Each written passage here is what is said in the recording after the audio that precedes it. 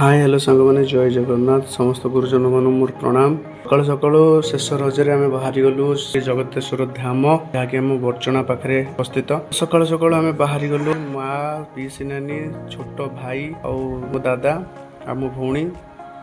तो आसतु देखी नियंतु ए सुंदर प्राकृतिक परिवेश रे आमे समस्ते बाहरी गलु से जगह को जो जगार आपणकर मन पसंद प्राकृतिक सौंदर्य रे भरा जगहटी सर जाऊ जाऊ गाई गाँव रौंदर्यटा आपण मैंने देखिपारे। मो माँ मो मिसेस दादा समस्ते बस समस्त देखी समस्त मत कहते यूट्यूब रे कि आप ब्लॉग कहीं बनाऊना ये करना मो सांगसाथी मैंने भी कर समस्त भी ब्लॉग बनाऊँ कि मोर बनवार इच्छा नहीं। मो सर्ट वीडियो बनई दिए बास से।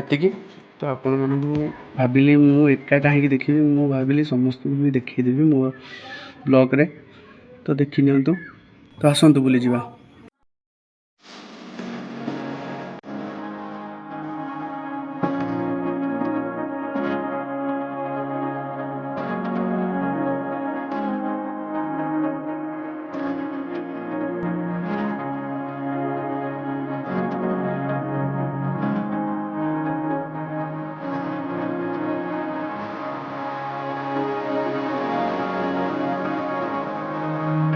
तो शेष में आम आसी पहुँची गलु जगतेश्वर धाम।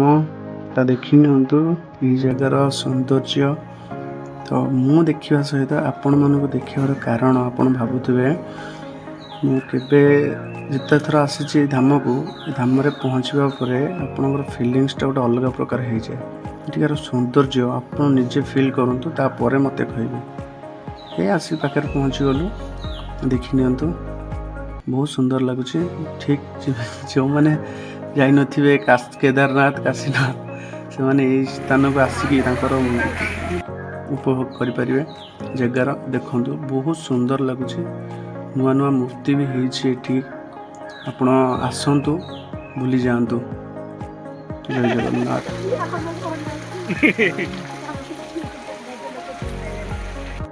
मु तो सबु स्थान बुलीगली एवं आपण मैंने केबे आसतु बुली जातु देखंतु। एतिक रही जय जगन्नाथ नमस्ते बाय बाय। हे मु कहू कौ सब भूली जाऊँ। ये स्थानटी आपको केमती लगे कमेंट निश्चय जनइबे। धन्यवाद।